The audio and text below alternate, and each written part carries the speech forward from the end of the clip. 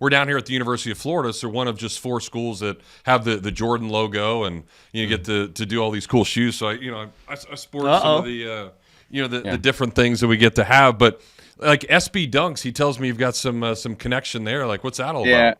I mean, you know what? I've been a long time collector of Nike SBs. One thing about them versus like any shoe that actually is produced, they have a lot of really good collaborations that they do. And it's a skateboarding shoe, but Mm-hmm. for some reason they collaborate really, really, really well. Like for example, this one is Jordan 1 Nike SB Lance Mountain, and they have two different versions. One is it's basically it's all white, and then basically you can peel off the paint, and then it exposes. And this is it's like kind of like it's painted white, and then you can remove it, and then it's black, right? So um, things like that, it just stuck with me, and to this day, they really do stand a test of time. I No mean, doubt. Jordan. Jameel Muhammad and Jeff Cardozo dive into the hobby, which is sports cards, trading cards, as well as all other collectibles, right now on the Meelypod Hobby Podcast, live from the Coaches Podcast Room at Spurrier's Gridiron Grill. All right, hey everybody, it is that time once again for the Meelypod Hobby Podcast. He is the namesake, Jameel Muhammad. I am merely Jeff Cardozo as we celebrate somebody winning a national championship. We'll talk about that a little bit, but certainly, gosh, a lot going on in the hobby because, of course, you have NFL playoffs, the college season wrapping up. You got some really good college hoopers. Gosh, I can imagine Cooper Flag soon enough. But stuff is wild, and we are excited to bring you another episode live from Spurrier's Gridiron Grill here in Celebration Point in Gainesville. And maybe Gainesville will be the center of attention next year with the DJ Lagway stuff. Jameel had the signing over the weekend, so anxious to talk about that. But before we get in to all of that, I think so much has been education and when to buy cards, how to find it. Gosh, are they going to be good? Is this guy going to step up? Is this person? And now all of a sudden, dude wins a couple of playoff games. A field goal gets doinked in against your Bucks. And now whoever's got Jaden Daniels rookie cards are probably like, ooh, I did pretty good for myself. Yeah, Jaden, I mean, if you go back in some of the earlier episodes, I think it was Laura Rutledge and Jameel and you. And we all could have kind of picked out all the quarterbacks, Jaden, to have the most success. It's a crazy time because so many people want his stuff. Yeah. And it's at the peak of the market, right? Well, I mean, if they win and beat the Eagles, they're in the Super Bowl. But do you almost in a way, because a lot of people I've talked to in circles of hobby, everyone's assuming they're going to win because they've had good success against them and they're playing stronger, but you still got to block. You still got to stop Saquon Barkley. All these things have to happen, right? Yeah. And so I would tell people right now, it's like, if you really want to buy Jaden Daniels cards, go buy it.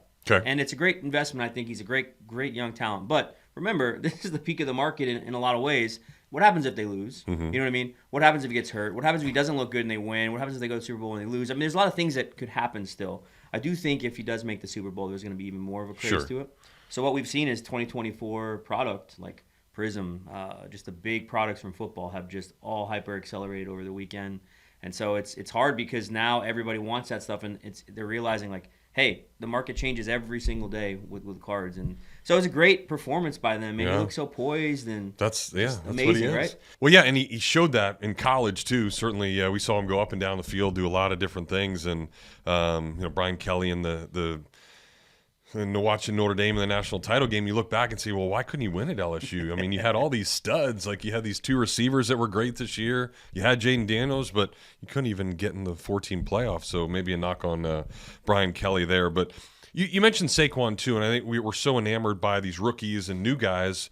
But when a guy has a year like that, it's almost like he's forgotten about, because that was, 4 or 5 years ago he had a rookie card. Yeah. So does now all of a sudden those become big again? And people maybe for a couple of years ago could have bought it at a pretty high level because he was hurt and wasn't doing stuff. Is that the way you have to monitor these things? Yeah, I mean, preseason Saquon Barkley stuff, he was traded, but nobody expected. His prices have gone up, probably 200% almost from preseason. Looking at some of his, rare autograph stuff. Then you look at, people in 2018 class.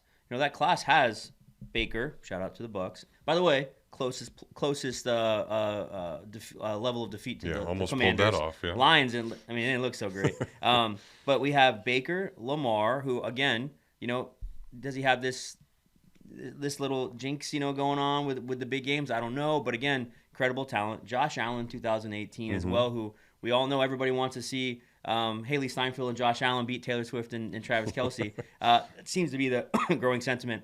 But then fourth, you have Saquon Barkley in that mix as well. So that era of wax, so let's say you had bought some boxes and kept it and believed in that class, has really come, to fruition. And that's a thing that's fun about cards that I love the hobby, is that you can buy stuff and base it on your belief. So if you think the 2024 class is strong, buying that kind of unopened product now and holding it and just say 1 year later can do amazing things, especially if that class continues. If you see Knicks, do really much better next year. If you see Drake May, come out and lights out. If you see Caleb, he's got a new coach now, so who knows? If you see these things happen, that kind of product then just moves up too. So it's another way to look at investment in cards and buying and selling. Well, buying and selling is always a big deal, and I heard over the weekend that there's maybe Black Friday vibes all over again. Like people are going in Costco and fighting for Pokemon. What the heck's going on? Yeah, man. So Pokemon is at a different level now, and we've seen just kind of a stagnancy for the first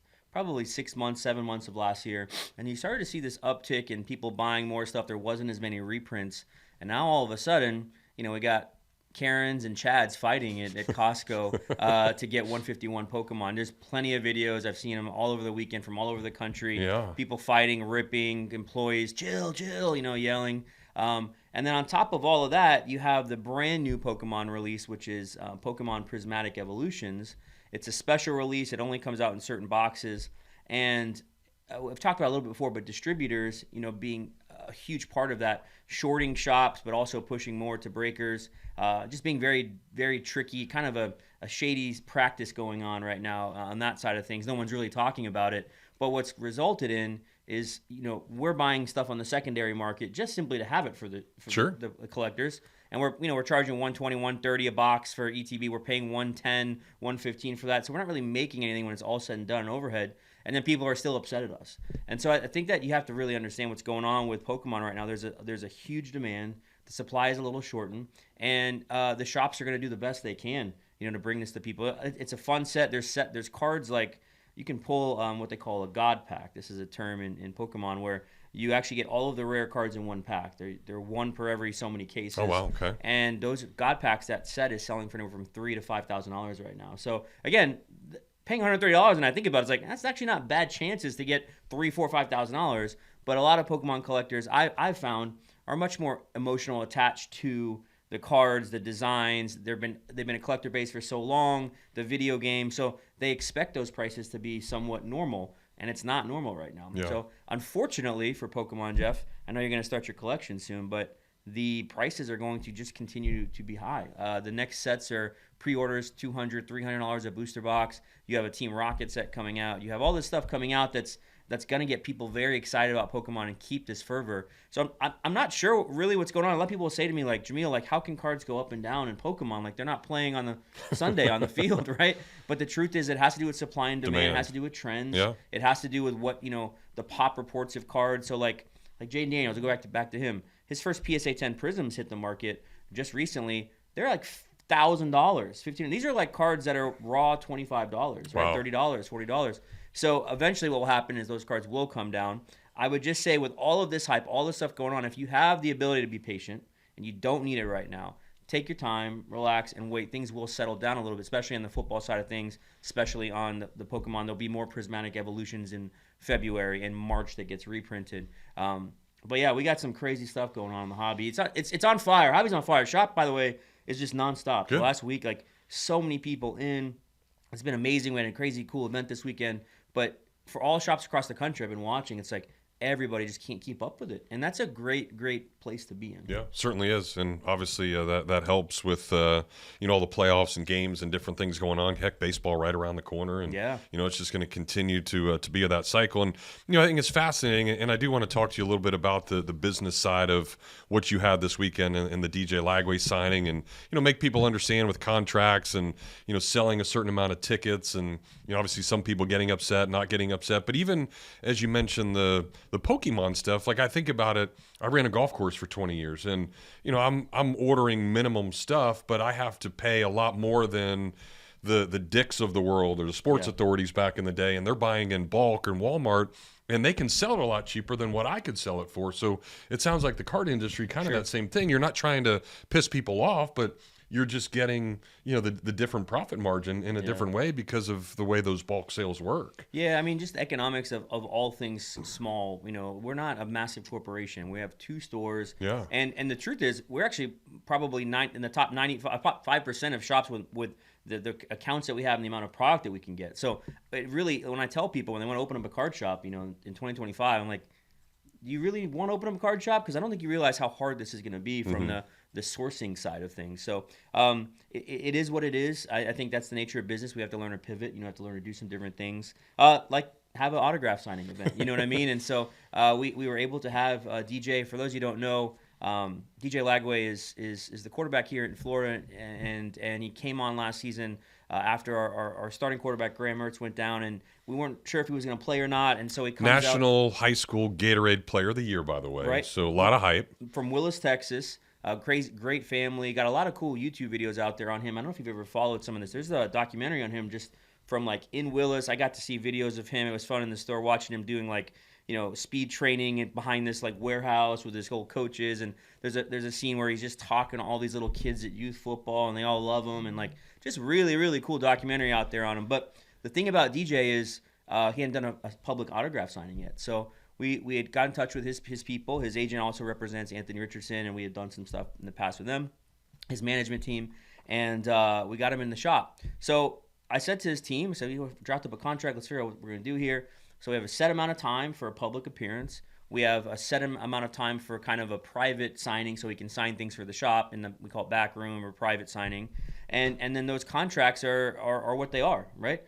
Time is valuable. Sure. And so for these athletes, we had just an outpouring of people come to it. They calling from all over the country. We had a single mom drive in from, I think it was Alabama, and surprised her boys. We had a couple families from North Georgia and South Carolina drive down. Of course, Tampa, Miami, another 5-hour drive, right? Yeah. People from all over that called the shop, got their tickets, and we only had so many spots, so we sold out. And then what we had to deal with was people who didn't have tickets, Sure. and they got really upset about that. And I think it's tough for the public side of these things, because when you have it, a huge line, thank God it didn't rain, you know what I mean? With tons of people outside, but we're having to turn people away, and it's not about the money. No. People think it's about the money. It's like, no, it's about giving everybody the experience that they prepared for. Yeah. And if we can't make it happen. So we're working with him to do another signing. I would say 95% of people are probably understanding of it. It's just a small percentage that don't get it. But the business economic side of that is tough. And then, of course, we have private items now. So now everyone thinks, oh, it's all done. No, we got people emailing and calling us from all over the country. How do I get this? How do you ship this? What is it? What's the price? What's the color scheme? Where's the inscription? So it becomes very, very detailed. We also did a mail-in option, which I don't know if we'll do in the future. We did it kind of just to help people. Yeah. But just say you lived in, New Jersey or somewhere, and you wanted to get some stuff, you could send stuff to us. We'll get it signed and send it back to you. But we had such an outpouring of that. We sold out of that within the first 24 hours. Yeah. So it just shows, I think, these shops, we can find ways to pivot, bring the community together, because I think of this event really as just an amazing community event. And I didn't say it, but DJ Lagway and his dad, Derek Lagway, they are just amazing people. Yeah, They incredible. They care about the community. They care about this community here in Gainesville, but you could just see there's something different about him. And so I'm so thankful that we have him here in town. And for the Gators, it's really a treat. We're really blessed, and look forward to see what's going to happen next season. Yeah, and I think just the way he does, the way he sits there and signs for kids and appreciates children, and obviously knows this community, and as good as he got in high school, and Billy Napier found him really before the rest of the country did. And to have that loyalty, and especially this day and age in NIL, and all these people are offering him more money to be a part of something and do this, and then, is the Gator offense really fit for him, and all these other things, but he stuck it out. And, I think he's got an affection certainly for Billy Napier and this Florida Gator program, but just for the community now. And his dad's here all the time for every game. I see him in the locker rooms after games, and, we talk, and he's just, he's like, nice, like talking to me like just a normal person, and Yeah. just the way is there's no arrogance or cockiness to that family whatsoever. So I think he is certainly something special, and that had to be fun too. Because again, like you mentioned, there's the 5% that are really pissed off, and it goes to social media, but nothing you could do. Like Right. the whole point of what you wanted to do was bring something to this community and have like the little videos that I saw you put out, kids smile and get a picture with him, and it is almost Tebow all over again. I mean, that's what he was when Tim Tebow was here, and obviously you've got an opportunity if the guy continues on that track to be something special. So I mean, it's something that kids will remember for the rest of their lives. Yeah, I mean, so many families and moms and dads were just so thankful for it, and to DJ as well. He made sure he talked to every single person, got their name, all the kids he dapped up, asked them about sports.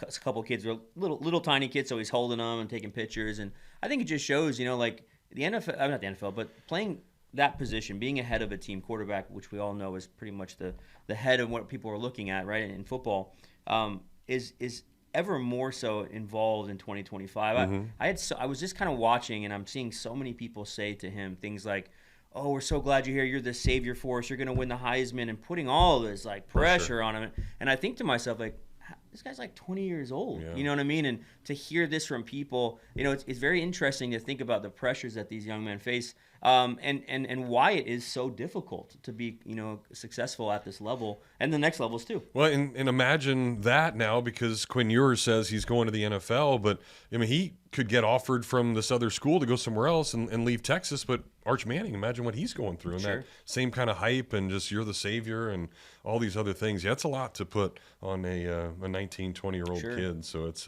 crazy. Well, I'm glad the event went well. That's awesome, and weather stayed great, and to have that opportunity to again get out to your local card shop and do these things that the Meelypop shop is doing is pretty special. Yeah, thanks, man. We had a great time with staff. We're a little tired. I mean, I'm still kind of hearing it in my voice and my eyes. I'm thinking like just a long week, So have grace with those people that work in the shops. But we have a great team.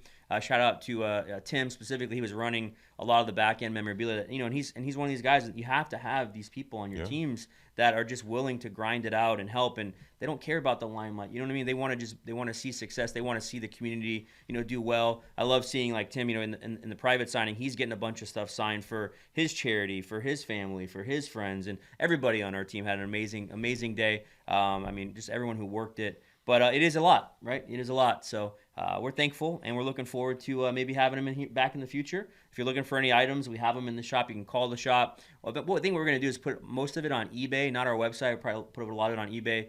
So you can find our eBay, which is Meelypops. And then SC Meelypops will also have some of that stuff up in South Carolina.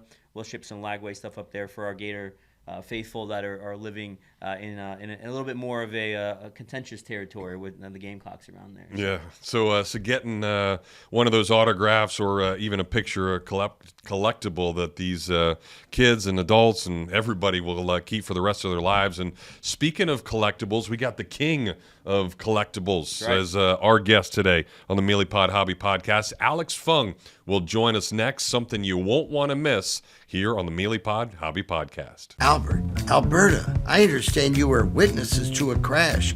Can you tell us about the accident?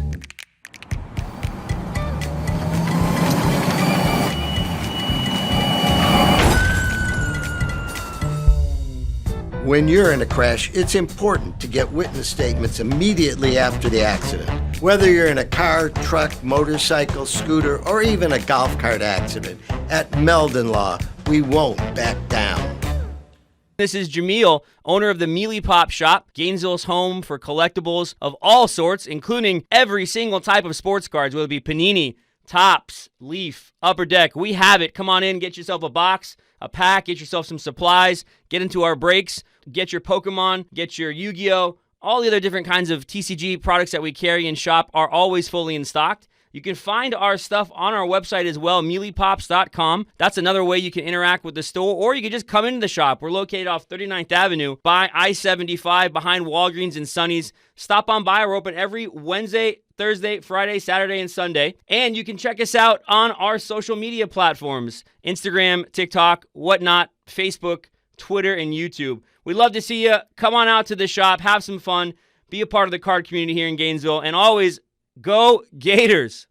All right, we welcome you back to the Meelypod Hobby Podcast here inside Spurrier's Gridiron Grill in the podcast room, and it's all about trying to bring you the best of the best when we do these podcasts. Jeff and Jameel here with you, and it's been fascinating talking to athletes and collectibles and different kinds of personalities and people. And Jameel has come up with another great one today. Yeah, we have one of the goats in the collectible world. This is a buddy of mine, Alex Fung, who's just been just a light in the hobby in so many ways. He's one of these grinder guys. He's doing things everywhere and every inch and foot he can navigate. And I've been blown away by just not just like his skill and his knowledge base, but how humble he is to help people. So I think Alex is on. Alex, are you out there in the virtual? I'm here. Thank you guys for having me. Yeah, Wow. man. Welcome. How you been? Good. How was your Christmas, New Year, everything? Family's good? Yeah, everything is good. We've had just a lot going on here at the shop. We had a lot of the podcast. Jeff's been doing a gazillion other things, broadcasting ESPN. So it's been busy. But speaking of broadcasting, you're the champ at that, man. You've been on this Netflix show, and it's been cool to watch and see you grow, man. As I think about who you are. So for people who don't know, you are literally the epitome of all things. I think pop culture and collectible. Like you just know everything, man, in that world. So I need to know, like, how did you get involved? Like, what was the origin story behind how Alex got involved with pop culture collectibles? I mean, I've always loved pop culture, even as young as a kid. I grew up with Back to the Future, Ghostbusters, Teenage Mutant Ninja Turtles, and it just stuck. I've loved these movies growing up, and still to this day, it still holds up. I mean, it's just a passion of mine, and I grew up at the right time, with Mario Brothers, Contra, everything, as I've gotten older, it's and that's what it is about the hobby today. It's like everyone who's older now is just buying back their nostalgia, and it's just keeps being elevated, and things that you could have gotten back in 1999, you literally want to take a DeLorean back in time just to go and retrieve those items and find the things that really was like a happy moment in your childhood at one given time. And I think that's what it is for me too. I love it. It's just, I had that as a child. I want it back as an adult. It's actually sick, but unfortunately, I think all of us have that inner child syndrome, so.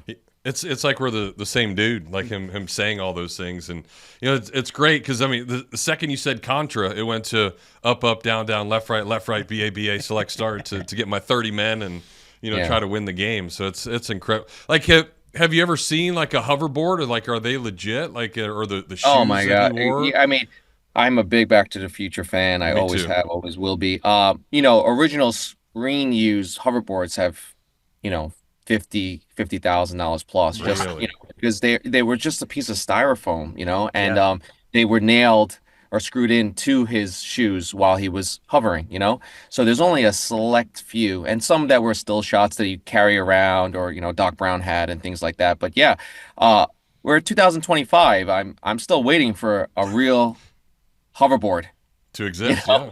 Absolutely, that'd be amazing. It would be. What else is amazing, just, from what Jameel has told me about, and then going back and watching some of the stuff is, this Netflix show, to think about it. And obviously, you're selling these great things from childhood, but could that child have ever imagined just being on Netflix and getting a couple of seasons of this in and just being able to touch these and be a part of these cool things?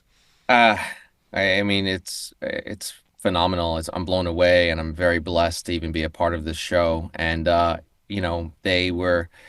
had no idea. I had a referral, and they said go on this interview, and I said I'm not really interested. And they interviewed me, and they were like, we like you, we love you. And I'm like, all right, great, And they're like, by the way, this is going to be greenlit, or it is greenlit for Netflix. So I was like, oh, okay, great, this is good, So I'm very blessed. Yeah, you have just an extensive knowledge base across the gamut, man. And like I know you're very humble and modest about these things, but I love hearing just like the tidbits that come out. Just the things that you just mentioned about who knew that about the hoverboards and Back to the Future, right? So I think there's an authenticity to what you brought, and when people watch you on the show and when they see King of Collectibles, you're seeing that it definitely permeates through the screen, and I love that about who you are. I love that about what's made your business and how you've grown. I'd like for viewers back home, because I already know, Jeff may not know, but I know a lot of the things that you're into. But would you mind sharing just like, what are some of your favorite anime? What are some of your favorite toys made? What are some of your favorite movies? Like these are the kinds of things that make up who you are. So I want to hear that, Alex response.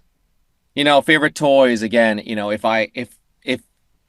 now that I'm older, if it was a movie that I loved, I would want the toy of it, right? Whether it's a hoverboard, Ghostbusters, for example, proton pack, having a proton pack or a ghost trap, those things mean a lot to me because it does significance to a movie, right? So I watched it on the screen and then being able to have that or be able to not replicate it, but like as a kid, running around with a proton pack and things like that. So it means a lot, and again, with Turtles, Turtles is a great movie, and having the action figures, so absolutely, it's just, again, I'm very blessed, and I have to thank my parents because my parents introduced me to these movies. If I never got a chance to watch any of these things, I would have not have been so, in love with all this, the movie culture, I mean, maybe we just really had good movies in the 80s. Yeah.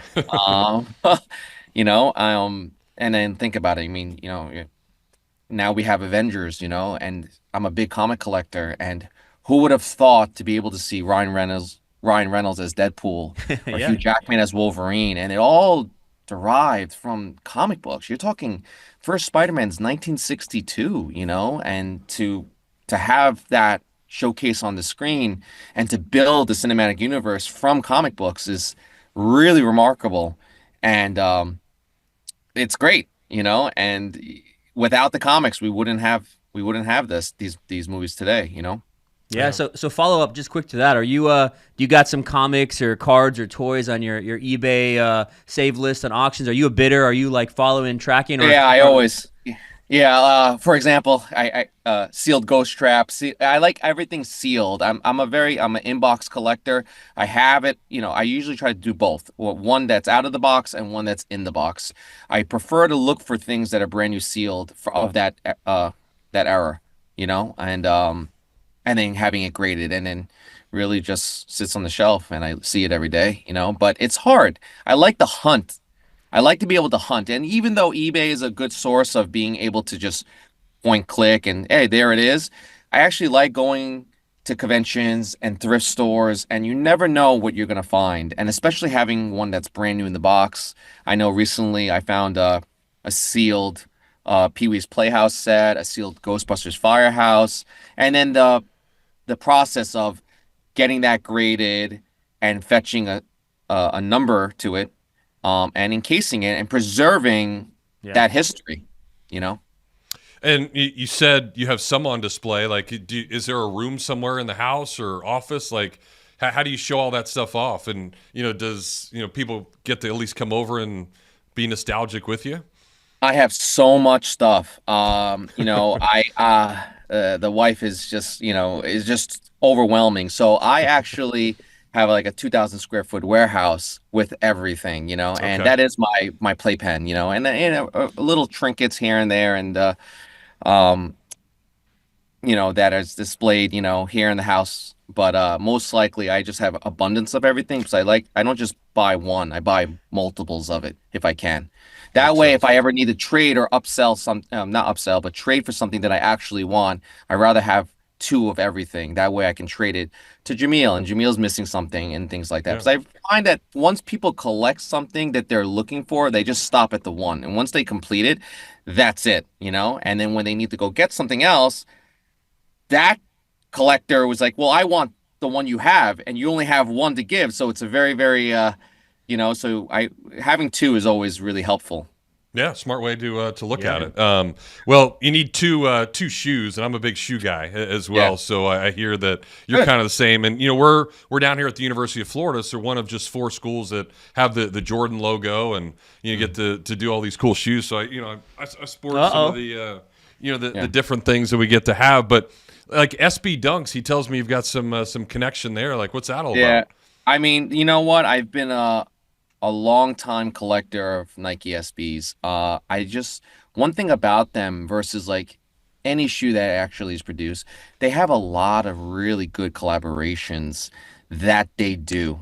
And it's a skateboarding shoe, but for some reason they collaborate really, really, really well. Like for example, this one is Jordan 1 Nike SB Lance Mountain, and they have 2 different versions. One is basically it's all white, and then basically you can peel off the paint, and then it exposes. And this is it's like kind of like it's painted white, and then you can remove it, and then it's black, right? So things like that, it just stuck with me, and to this day they really do stand the test of time. I No mean, doubt.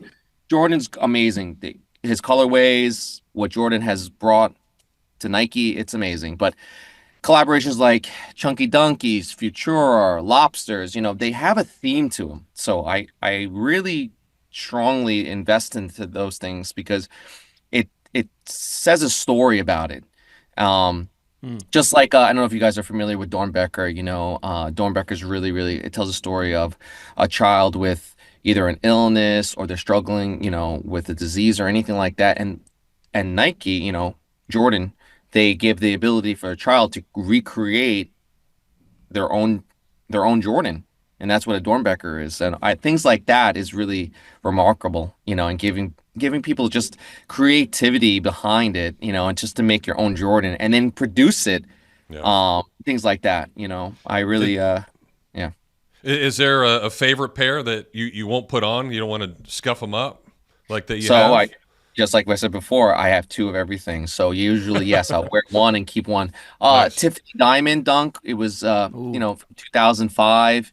I've always had that pair. And again, it's as the years progress forward, you would think that items become more expensive over time. So during that time, we had them. They were nothing. They were like $400, $500. Today, if a brand new pair, if you have a Tiffany Diamond Dunk, it's like $5,000 brand new. So I was lucky to find one, a couple of years back, and I've just been doing it a long time. And I think also one of the it depends on the artist too, right? I mean, what Yeah. makes a shoe more great? You wear what you like, and it's not really so much the value, and not that is you're trying to make a statement, but if a certain celebrity wears them, it markets the shoe a little bit better. And, people look up to that. They look up to, athletes and celebrities and things like that. And so if they wear a specific shoe, it's like, oh, I definitely want to get my hands on those. And Nike SB really wasn't, no one really, really cared as much. There's a lot of OG collectors. But, once a certain celebrity puts them on, they're like, oh, what are those? Like Kim Kardashian, and things like that. They were Ferris Bueller, sneakers, and they're like, oh my God, what are those? I think they're so old. Like, you had to have been Yeah. collecting those at that time to even realize it. So, it's got a lot of growth, and I think we're in a 2024. A lot of shoes are produced. You can't also buy Nike SBs in a regular store. They're not in the malls unless it's in a real resale shop. So it's very, very exclusive, and they make good shoes. So Well, speaking of exclusive, Alex, and this is not planned. And speaking of celebrities that wear certain shoes, so we got some Futuras right here Oh, that were worn. Are you ready for this? By Alex Fung himself at the Netflix. I think it was the premiere, or you had a party. So I have a one of a one pair that I'm wearing right now that I enjoy, and it's also hand signed on the box. So I've got that. So nobody That's else you. has that, and I brought him on the show today for you, buddy, because that was a special. I asked him. I said I need a new pair of Dunks for the National. I said I got to have something cool, and he sends me his exact, because he didn't have any in the size, so he sent me his pair. So this is probably one of the ones that he was wearing that he hooked me up with. Yeah, so that's awesome. Speaking of Futera Dunks, I got him on right now, my friend. I mean, I'm glad you really like that. I mean, it's so funny because, the premiere, we had to look our best and things like that. And I wanted to wear something that was now during that time, the Futuros already were coming out. Um, but again, I don't like breaking open new shoes. So there's an ability where if I have a chance to buy a shoe that's used at a sneaker convention, I normally have a brand new pair, but then if I can buy a used pair, I will not break open a new pair. So that one particularly was a broken pair because I needed to get to the premiere and wear something. So that's the pair that I sent Jameel, and that's one Sweet. special too. Big Yeah. time. It's literally game used. I mean, Yeah, it's event used. I'm gonna cut those Yeah. up and put them in cards one day. It's gonna that'd be be pretty awesome. When nice. Alex and I do a collab, we'll have our trading card set come out one day. Hopefully, yeah. But switching gears here for a second, we've talked about shoes, we've talked about comics, we've talked about toys. This is literally you. I mean, you know all this stuff. Also, Funko has been a quintessential part of your business. I mean, from your stocks that you have, that you talked about, he buys more than one. This guy's buying hundreds, having stock for people like if I ever need some Funko, and for people who collect Funko, there are a ton, and I mean a ton of items out there that are specific to each franchise, each movie, each sports team. And every time I've needed something, I've come to Alex, and he's had it. So I'd love for you to talk, because we've never actually talked about this on the show, just the Funko market and what you've kind of see for that is in the future going into 2025. You do signings with everybody. I know you've been pretty much the king of Funko signings. You have some of the most unique pieces. We talked about Back to the Future with Michael J. Fox and just all these amazing people that you've worked with. I'd love to hear your thoughts going forward for our listeners on that specific collectible with Funko, but also, there's some other competitors coming into the market too. Thrilljoy, releasing at the New York Comic Con recently, and just seeing this, kind of collectible figure, but more importantly, they're packaged in a unique way. So give me your thoughts on that, man. So, I really gotta say something. Funko, I like the idea of Funko, but the one thing as a collector, I didn't collect it right off the bat. There's a lot of OG Funko collectors, and that's why obviously the older Funkos that you collected back in the day is worth a lot more. They really took a long time to grow, from a company from 1998, and the one thing I gotta say about Funko is that Funko brings people together.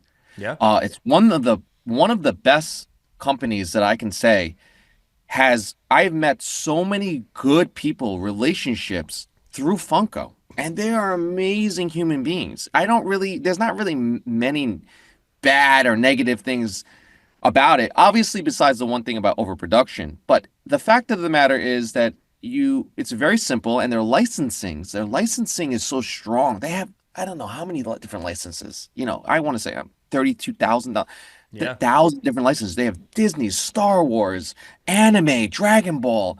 So a toy company to have those many licenses and to be able to just create a toy within a box and really not really do much variations. There's a glow in the dark one, and there's a diamond exclusive one. So very and then also investing. I mean, when you think about a sneaker, it costs $220 retail, just alone in the sneaker, and then in hopes that you're going to sell it for $300. This is a Funko Pop that's worth $15. Comes right out of the market. And in the next couple of years, it could be worth $150, $200, $300. So as much as I wanted to collect sneakers, which I do, that's why I have so many Funkos, because the price point was so cheap. You can go to Hot Topic and everything like that. So, and then on top of that, which again wasn't that big, the opportunity for your Funko to be signed by an actor, which is like a plastic window. And it was a different way of, instead of getting an 8x10 signed, you get your collectible toy signed. And it was almost like, I still can't believe it to this day that the window, it's clear. And now it's rehearsed that if you don't get one of the Funkos signed, nobody wants an 8x10 anymore. So that's what they're used to. It's true. And really, it's just remarkable. I really, really love it. I love Funko, as opposed to the new company you mentioned, Thrilljoy. They debuted it in New York Comic Con. If you guys are familiar, Mike Becker and Brian Mariotti used to run Funko, and unfortunately, Brian Mariotti ended up making his own company called Thrilljoy, and Mike Becker is now making something new and fun and everything like that. So they basically kind of outgrew themselves and they wanted to actually do something different. Um, very, very good friends of mine and awesome people. Thrilljoy is really, really cool. Not similar to Funko, but they wanted to basically, I guess, upgrade upgrade it, right? So Funko is a cardboard.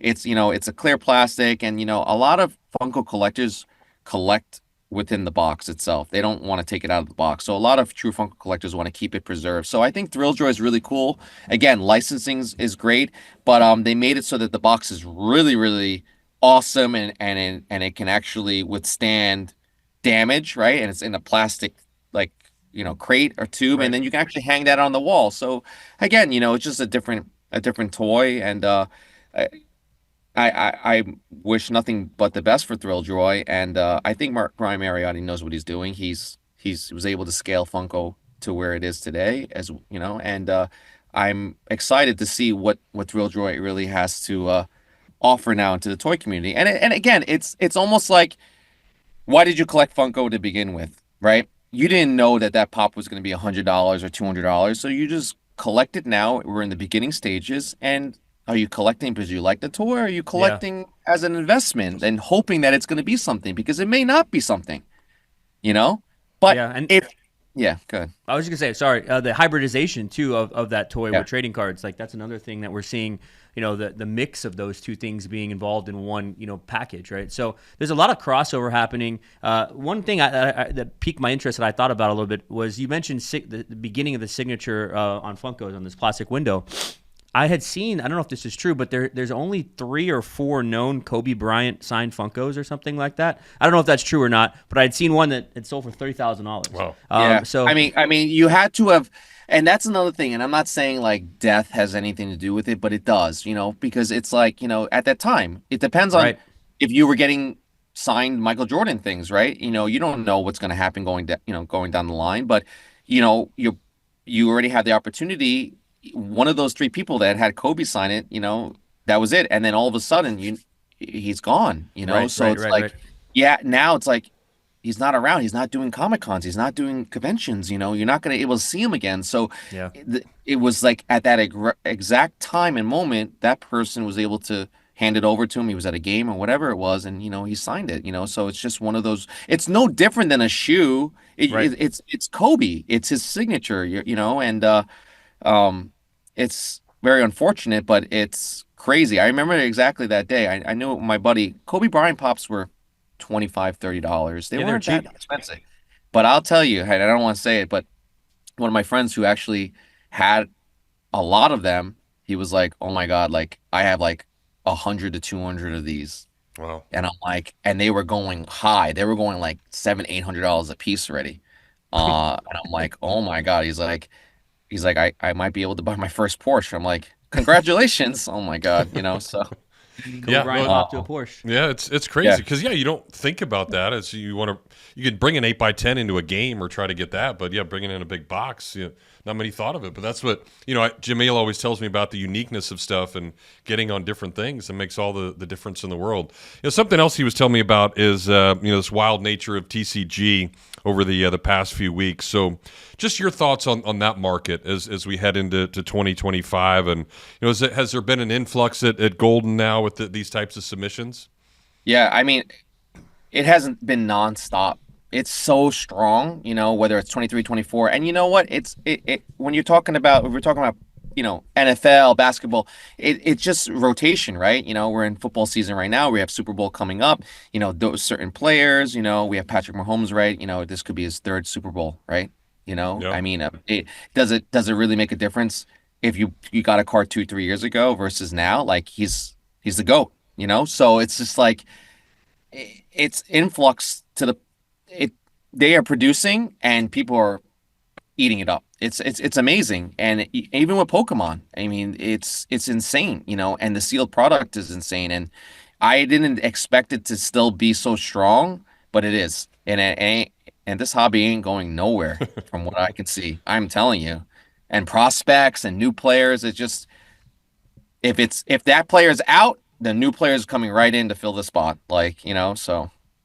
Yeah, you hit the nail on the head with that one, because there's ever changing amounts of marketability to things. And we look at someone like Jane Daniels. We talked about in the beginning of this podcast, like before season, doing okay, or Saquon Barkley, another guy. Yeah, they have some allure to them, but now these things have just hyper accelerated, right? Josh Allen, another guy too, is coming on the screen. So it's fun to see this, and I know you have seen so much with TCG. With the show, whether it be Pokemon, whether it be Magic. I know you've come across some crazy things in that genre. Dragon Ball Z and all these MetaZoo. I know that was a focus on one of the first seasons, right, when they had some of the early stuff. So I think as I talk to you, and I'm thinking about our listeners, Alex, there really is so many different ways you can connect in the hobby, and so many different ways that you can enjoy it and to invest in it, right? And so I think what you're doing at Golden is amazing. You're able to take in things for people that may want to find a quick way to get that to market. And here's a big thing that people don't realize.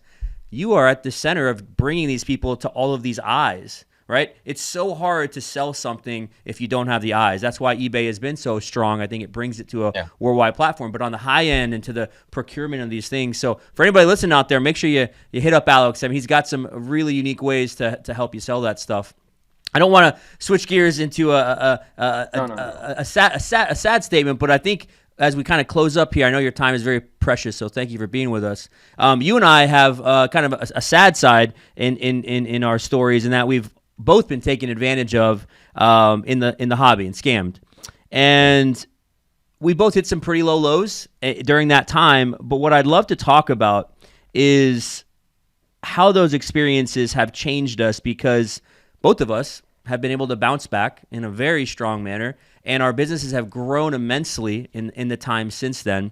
What have you learned, Alex, through like the experiences that we've both shared that have propelled you to where you are now? The one thing I gotta say is, there's always going to be negativity in the hobby. I try to strive as much as I can to stay positive and surround myself with good people in the hobby. 90% is usually positive, and I don't let the 10% get me down. It's never going to let me, it's never going to get me down. I'm never going to feed into the drama of everything. There's always going to be haters. There's always going to be crooks, and but you just can't let it get to you. You have to push through. And Mealy, for sure, for Jameel, you're 100%. Like, I look up to you. The fact is you've gone through a lot, and I admire that. And you didn't let it get you down. And that takes a lot. It takes a lot for people to get through that. And some people don't get through that, and it takes a toll on people. So, again, I'm very blessed, and again, everyone who's listening and watching, I'm always open. I'd love to meet you. And just because of this show, it hasn't changed who I am. I'm very blessed. I try to stay as humble as I can, and I'm still learning every single day. And every day is brand new. You never know what you're going to encounter. You never know who you're going to meet. You never know who that person has a collection that you never thought that would own it, and things like that. Like, it's just, I always keep that open. I don't try to shut anyone out, and unfortunately, there's nothing else we could do about that. Just accept, be yourself, and take everything with a grain of salt, and, make the best judgment as you can. We've all been there. And it doesn't matter if you made a mistake, we're still learning. We're all learning together, and it's important for the community, and it's gotten me to the places I've been. I don't take it as a bad experience. All these experiences have got me where I am today, regardless if it was bad or good, so I'm willing to learn. And if you're willing to learn, you're definitely gonna, get to the places you want to ultimately reach. Well said, my friend. I think that's the key there. Well, we close out all of our segments with our special rapid fire segment, and I'm not sure if you can handle this, because I'm going to bring some heat here. Okay. Okay. I know you've got some heat on the show. People are always bringing you things left and right, but I got a set of questions for Alex Fung. It's our Titan MRI rapid fire segment with Meelypod. Are you up to this, buddy? Yeah, let's go. Okay, man. You just first thing that comes off the top of the dome. You ready? Here we go. Number 1. Where's the best pizza spot up there in New York, New Jersey?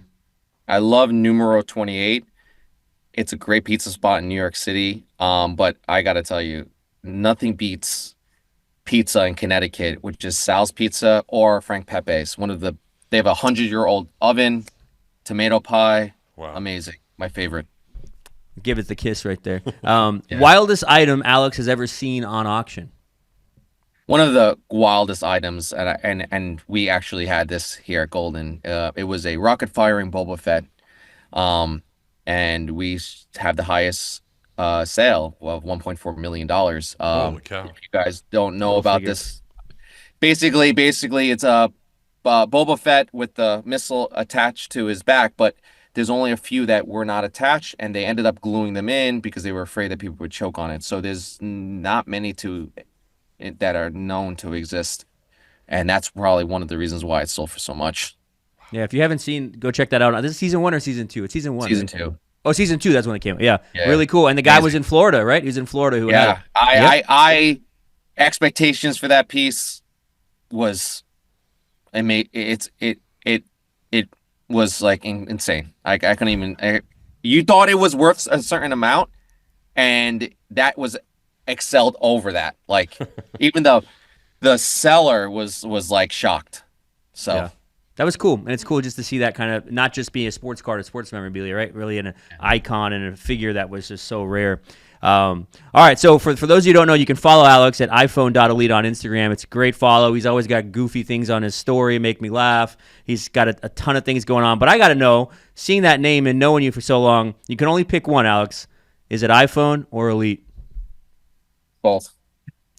I get called iPhone all the time, and I know we didn't really touch base on that, but I've been doing cell phone repair for over the last like 15 years, and that's where the name came from. And it's hard to get off that name because people recognize that, and it is me, and it slowly but surely it has transitioned to my hobby / business, and I touch on a lot.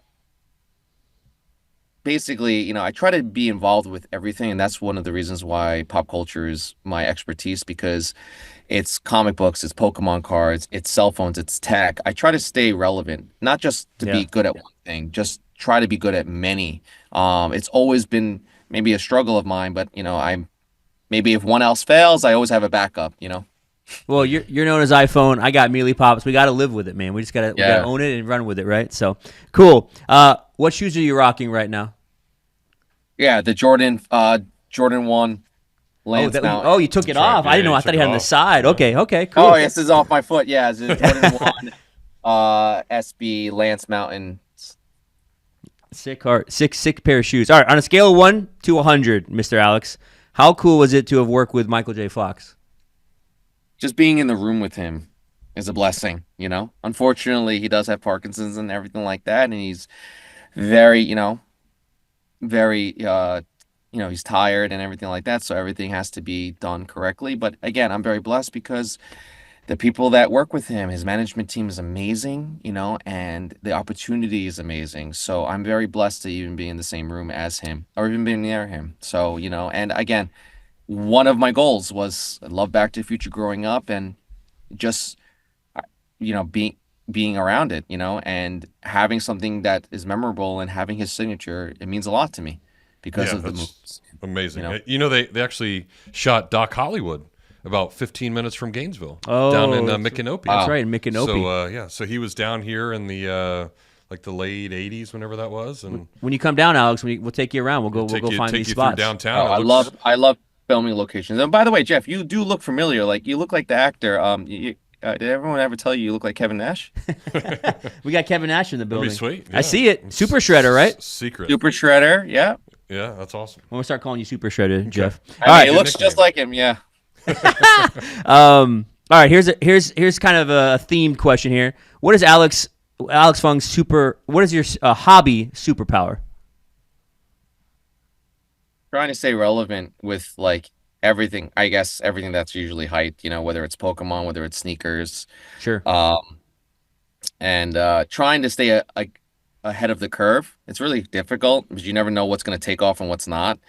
And then in top, I'm probably I'm probably not really good at that because I'm staying ahead of the curve, but I also feel like once it reaches a certain price point, I also want to be able to make money by selling it for like the super high, but I also feel bad at the same time because I want to also be able to sell to somebody who actually cares about that item, or Yep.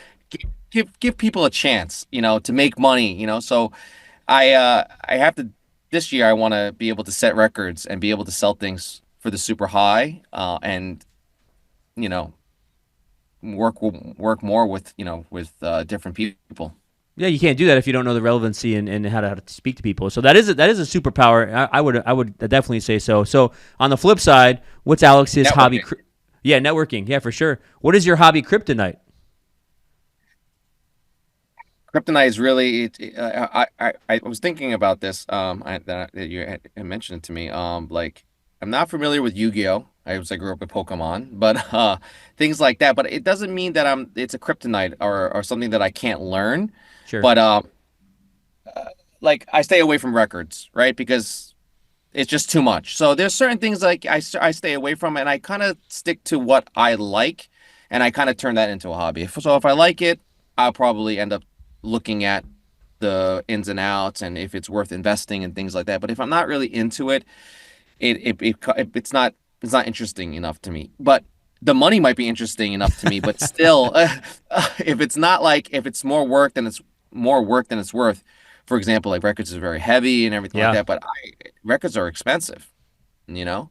Yeah, And that's where the that is- signature comes in into play. Like, okay, you don't have to like records, but like it's a signed Eminem record. yeah. No, definitely. I like Eminem, but I don't have to like the record. So To know that we had an interesting piece. We had an autograph sign this weekend with the Gator quarterback DJ Lagway, and we had somebody bring in the Cash Money vinyl record with Lil Wayne. Go DJ, that's my DJ. Sign that. So that was a really cool piece. I think that's a cool thing about collectibles is finding those kinds of niches. All right, really quick so we can wrap this up, my brother. You only can pick one of these. Which one is it? Transformers, Ninja Turtles, or G.I. Joe? Ninja Turtles all day. Let's go, baby. I like it. Master Splinter, Super Shredder, Michelangelo. I mean, you got everybody. Going back to that, do you have a favorite of the four? Of the Turtles, Turtles. Donatello and Raphael. are my Donatello. Ooh, okay, and Raphael. Do you have a go-to Pokemon, Alex? I like Mew, and I like the cute ones. I like Togepi. He's probably not as strong as all the other Pokemons. It's kind of just cute, This and little egg. Snorlax. Yeah, Yeah, a little egg. Snorlax too. I mean, I have to. So Snorlax and Mew and things like that. And There you go. I actually we made an Instagram post recently, and I put it was a yes or no, and then the third option I just put I don't know. Jameel smells like Snorlax. What do you think was the most responded to? That one, That of one course. for sure, of course. All right, brother. Last one. I know you got a lot of work to do and curtailing and all the stuff that you do up there with Golden and all the things that you got on the hats that you wear. Last question from the Titan MRI Meelypod rapid fire segment. I know you've worked a lot of folks, but I thought it might be fitting to do a tribute to Jason David Frank, a.k.a. the Green Ranger from Power Rangers. So take us out with maybe a cool memory or story you had of Jason. So it's funny that you guys bring that up because, again, we were talking about Funko earlier today, and I'm not sure if you knew this, but I before I was doing like signatures and everything like that, I noticed he was at Comic-Con, and I walked downstairs and the line was out the door, and I was like, "Can I curse on here?" I was like, "This, I'm not waiting for this. This is crazy." And again, I just was like, "Oh man, I'm not gonna get a chance to meet him. His line is insane." And then one day I just decided to just email the management, and one of his assistants reached out to me, and she's like, "Well, listen, we're really busy at the con, but we're gonna have a separate meeting, outside the convention if you'd like to come." And the rest was history. And I got a chance to meet him, and it was just memorable. He's such a great guy, and the opportunities he gave me. And I'm going to say this on the podcast too. It actually transitioned into Funko as well because I had a good relationship with Toy Tokyo as his toy store in New York City, and he had good relationships with Funko, and we actually ended up creating together, me and Toy Tokyo, the Green Ranger Funko Pop, and it was one of the biggest debuts in 2017. So I had already got permission to actually get Toy Tokyo to get the pop, and they confirmed with Funko, And I said, okay, well, I have a good contact to actually bring Jason David Frank into this convention, and let's debut the Funko Pop and him together. And that was actually one of the first times, like, I mean, I know they were celebrity actors, like big movie actors, but voice actors was just getting involved with just getting into conventions, like Vegeta, Goku. Yeah. Really that big yet, And then I don't know, I didn't even know what I was doing at the time, but I was like, I need to put these two together. So people love Funko. They wanted to debut, and we actually debuted it at New York Comic Con 2017, and he came and we blew it up. It was amazing. Fire Marshal wanted to shut down the line. It was really, really a memorable experience that I never ever will forget. And the rest is really history after that. So yeah, me and a good buddy of mine who works for Toy Tokyo designed that Funko and the pictures, and we had approvals to make sure that's exactly how we wanted it done and everything like that. We're on episode 30, but we probably need episode 30 through 40 to get all your stories, man. You have Oh, so yeah. many cool stories like that, and I just love that about you. I know we don't have enough time to hear all that, but for those who are listening, go give Alex a follow, check him out, go watch those seasons because there's so much knowledge base there. And the nice thing that Jeff and I are just getting to experience here with you is you're just a normal guy who loves the hobby, and I really appreciate that humility in this world. Reach out. I know you've always responded to DMs from people as they reach out to you, and you're always trying to help people in the hobby too. So thanks, man. We wish you nothing but the best of success, and just what you're doing is just incredible, Alex. And thank you for the friendship and the time you made with us today. Always. Thank you, Jameel. Really, I know we don't see each other often and whatnot, but I really do value you as a friend and the opportunities you've given me and your help, within the hobby, and you're definitely my go-to guy for anything. You're just as knowledgeable, if not more than me, and I appreciate that very, very much. It really does mean a lot. Yeah, man. You're the man. Yep, awesome stuff, Alex. Great meeting you. Thanks for the Thank you. knowledge and the nostalgia, and reliving those childhood memories. And you get to do it on a daily basis, so pretty cool gig. Keep up. Next time all I the see great you, stuff. Jeff, you can sign my super shredder for me. Yeah, I was gonna say Sweet. you have to sign a shredder. I Shredder. got it. Yeah, get up to New York. You literally and, could double. You can literally double for Kevin Nash. Nice. Maybe it'll be a side gig. There you go. Yeah. Make it happen. Awesome. Thank you so much, Alex. Thank you so much. Appreciate it. See you, brother. That is just a great conversation. Love doing it. We'll take a time out and come back with more of the Meelypod Hobby Podcast right after this. Things have certainly got a little out of hand lately when it comes to just buying our everyday necessities. Just look at gas, streaming services, and heck, even chicken wings. Well, there is one necessity that shouldn't cost a ton: taking care of yourself and helping fix all the aches and pains in life, and the fine folks at Titan MRI agree. With costs a fraction of what you'd pay at a hospital, you'll not only save money, you'll be taken care of by staff with over 20 years experience. So when you need an MRI, call Titan first, and you can go where your doctors send their families. Now offering CAT scans. All right, we welcome you back to the Meelypod Hobby Podcast. Great stuff, again, from Alex, just fascinating.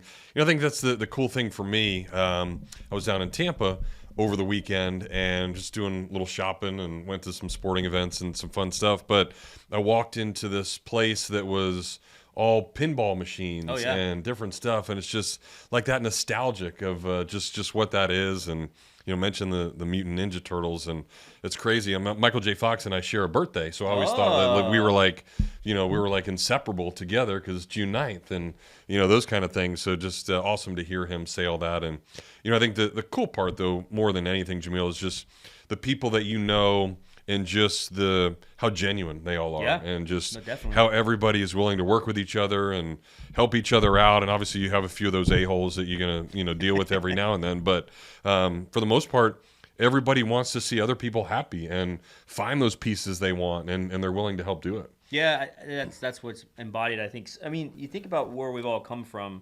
A lot of people were not bought in, or didn't come from money, or didn't come from opportunity within the hobby. You built all of that yourself. And so I just know someone like Alex. He's just been someone who's grinded, and now it's like you see his knowledge base over decades now being rewarded on a Netflix show, and he's kind of the head of pop culture division for the number one auction site in the world, right? They do so many incredible things at Golden, and so to watch him grow is just fun. Plus, the stories he has, he just keeps going on and on. I think about, we're going to be at Fanatics Fest in June. I'll probably see him up there again at the Javits Center, but they had the New York Comic Con up there, and anytime I've ever seen that event, just like pure chaos, like the National, but even worse. And he just handles himself so well in those situations. So really cool to see him and his family just grow in this hobby. Yeah, that's what it's all about. All right, let's talk some wax. Yeah. Earlier we talked about Pokemon and people fighting and doing all these other things.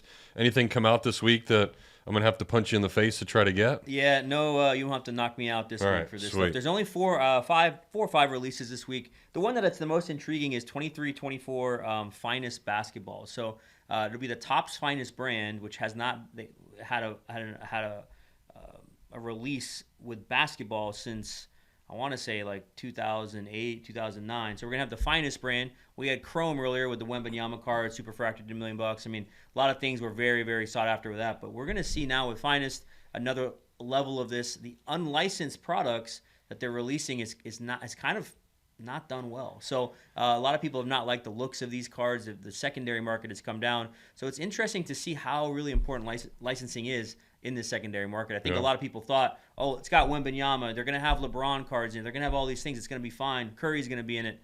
And it hasn't. So as we shift, I think it's been kind of a mixture of perfect storm. The NBA ratings, things have really come down heavy, whereas opposed to the NFL and baseball, MLB, we've seen really an uptick, especially in cards. So it used to always be basketball was the high of the high, and you had football next and baseball next and hockey. But now you're starting to see everything kind of come to the same level. So that's interesting. There's another couple releases, 24-25 Donruss Soccer, which will be fun. Prism Racing, if you're a racing head, 2024 Prism Racing's out this week. And then a set that I really think is a lot of fun, Upper Deck Goodwin Champions, which is a set that's kind of like a Ginter, where it mixes all these things. Upper Deck has it, so they have their flair. They always bring in Jordan, elements because they have the rights to Jordan autographs, so you can pull that. They have Lamine Yamal this year, some other really unique people as well in that set. Cam Brink's in the set, so that's a fun set that's coming out that I think people love. And that nice thing about that set is it's typically a price point of like $100, $150. So you get some hits and you also don't break the bank. But yeah, not a crazy week. We've had to recover, not just from the Lagway signing, but just from this avalanche of wax that we've had the last 2 weeks. But there's some big releases coming down the line, including Series 1 Baseball, not too far. And then there's a massive Star Wars release called Galactic Antiquities, which is going to be very interesting. It's a very high-end product. So some fun stuff coming down the pipeline as we get into the next month. Yeah, so make sure you're on the lookout for that. And again, encourage you, if you weren't able to get any of the DJ Lagway stuff, be here for the signing. Jameel has got some of those items that he will have in the store and on eBay. All shops. So go check it out. Here in South Carolina. Meelypops.com is a great way to get wax, by the way. scmeelypops.com is a great way to get wax as well. We pride ourselves on trying to make everything, the cheapest possible that we can. We're not trying to squeeze out more bucks from you guys. We know that money's tight, so we're hopeful for that. And then also, Jeff, got some events coming up. So this first quarter, we got Lagway signing January. February, we have the Upstate Card Show, and it's our 1-year anniversary at the South Carolina shop. So that's coming up February 21st and 22nd. So I'll be up at South Carolina. Really, really fun. We're going to do free breaks. Topps Hobby Rip Night is that same night. We're going to have a card show with probably 100 tables, probably more than that. Wow. Just going to be a very fun community experience up in South Carolina. And then lastly, I haven't announced this yet, but we'll go ahead and do it as a podcast exclusive.